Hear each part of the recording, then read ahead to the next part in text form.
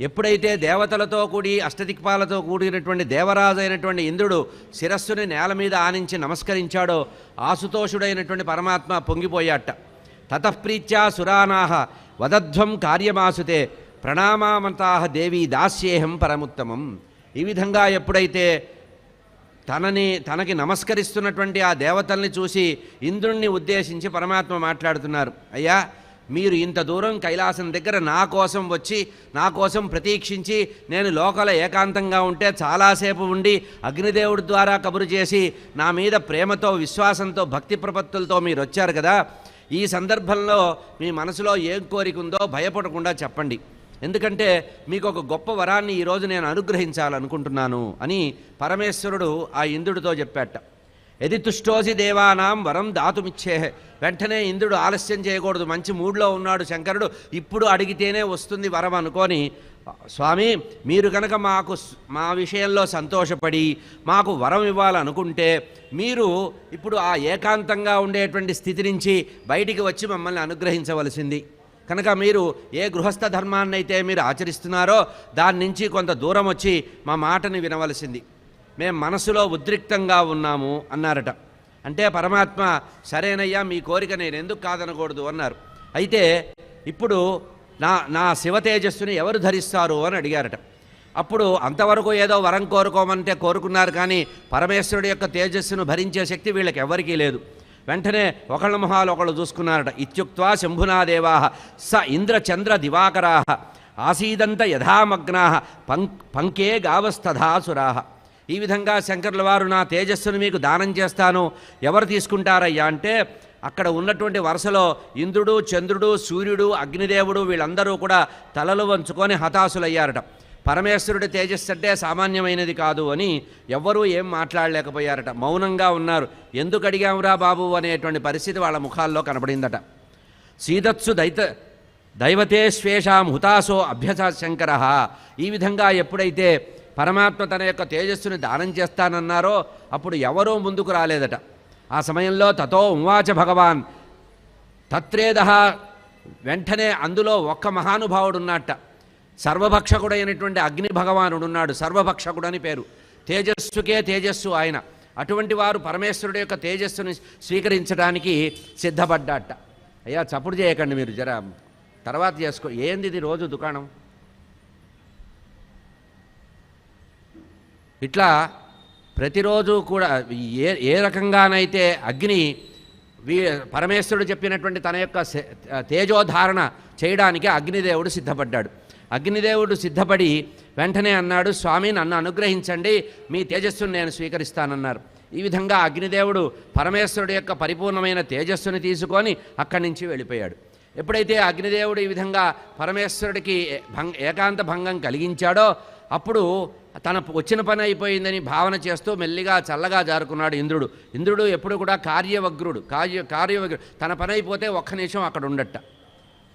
దేవైర్హ ఏ విధంగా వెళ్ళిపోయిన తర్వాత పరమేశ్వరుడు లోపలికి వెళ్ళాట. లోపలికి వెళ్ళి పాపం ఉత్తమమైనటువంటి కుటుంబ ధర్మం తెలిసినవాడు పరమేశ్వరుట. అంటే సాంబ సదాశివుడి కంటే కుటుంబ ధర్మం తెలిసిన వాళ్ళు లోకంలో లేరు. మనలాంటి వాళ్ళైతే ఏం లేదు, ఎవరో వచ్చారు మాట్లాడాను పంపించేశానులే, అది మనకు సంబంధించిన విషయం కాదు, నా ఆఫీస్ విషయం ఏదో చెప్తారు. కానీ సాంబ సదాశివుడు పరమేశ్వరుడు అర్ధనారీశ్వరుడు కనుక అమ్మవారి దగ్గర ఏదీ దాచడం ఇష్టం లేక వెంటనే ఒక మాట చెప్పారు. అయ్యా పార్వతి, ఏమిటండి అనుకోకుండా బయటికి వెళ్ళారంటే ఏమీ లేదు, చిన్నగా నవ్వి చెప్పారట. దేవతలు చాలా కష్ట సమయంలో ఉన్నారు, పాపం ఆర్తులై నా దగ్గరికి వచ్చారు, ఆ దేవతలు అడిగింది ఏదైనా ఇవ్వడానికి నేను ఇష్టపడతాను కనుక వచ్చి వారు ఈ విధంగా నన్ను కోరారు, నేను వారు అడిగింది ఇచ్చాను అని చెప్పారు. సోభి భర్తురు వచశ్రుత్వ క్రుద్ధ రక్తాంచలోచన. పార్వతీదేవికి విపరీతమైన కోపం వచ్చింది. దేవతలు ఇంత పెద్ద కుట్ర చేశారా? దేవతలు నాకు సంతానార్థమై నేను ఏ ప్రతీక్ష అయితే చేస్తున్నానో దానికి భంగం కలిగించారు కదా, వీళ్ళు మహా దుర్మార్గులు. కనుక ఎవరైతే నాకు ఈ రకంగా సంతాన యోగ్యత లేకుండా చేశారో ఆ దేవతల్ని నేను కూడా శపిస్తున్నానని చెప్పి అమ్మవారు పరమాత్మ చూస్తూ ఉండగా పార్వతీదేవి కొంచెం కోపంగా ఒక మాట అందిట. నాకు సంతాన యోగ్యం కలిగించినటువంటి ఏ దేవతలైతే ఉన్నారో వారికి ఎవరికి కూడా సంతాన యోగ్యత ఉండదు, అంటే ఔరస సంతానం ఉండదు. ఏదన్నా పెంచుకుంటే పెంచుకోవచ్చు, కానీ సొంతంగా వాళ్ళకి సంతానం ఉండకుండుగా కానీ పార్వతీదేవి వాళ్ళందరినీ శపించేసింది. ఏవం శప్త్వాసురాన్ గౌరే శౌచ, ఈ విధంగా బాగా కోపంగా వాళ్ళని శపించేసి కోపాన్ని ఆపుకోలేక తాపం తగ్గడానికని చెప్పి వెంటనే కోపం వల్ల శరీరం వేడిపంది కనుక కొంచెం అభ్యంగన స్నానం చేద్దామని నిర్ణయించుకుందట. ఎప్పుడైనా బాగా మానసికమైనటువంటి ఆవేశం కానీ ఏదైనా ఎవరి మీదైనా కోపం వస్తే స్నానం చేస్తే చల్లబడుతుందనేది ఈ శాస్త్రం. ఆ రకంగా అమ్మవారు ఏం చేసిందట, వెంటనే తన యొక్క చెలికత్తెని పిలిచిందట, మాలిని అనేటువంటి చెలికత్తెని పిలిచిందట. నాకు శరీరం అంతా కూడా తాపంగా ఉంది, మానసికంగా ఏం బాగాలేదు, నేను అభ్యంగన స్నానం చేద్దామనుకుంటున్నాను, నాకు ఏర్పాటు చేయమని అడిగిందట. అప్పుడు వెంటనే మాలిని సురభిం గృహ్య, ఈ విధంగా ఆ బంగారు వర్ణం కలిగినటువంటి మాలిని అనేటువంటి చెలికత్తె ఏం చేసిందట, చక్కగా తైలము సుగంధ ద్రవ్యాలు కూర్చున్నటువంటి నలుగు పిండి తయారు చేసిందట. ఒక బంగారు పాత్రలో ఆ నలుగు పిండి తెచ్చి అమ్మవారికి బలవంతంగా శరీరం అంతా కూడా లేపనం చేసిందట. ఎందుకంటే ఆమె చిత్తతాపం శారీరక తాపంలో ఉంది కనుక ఆమె శరీరానికి మొత్తం కూడా నలుగును పట్టించేసిందట.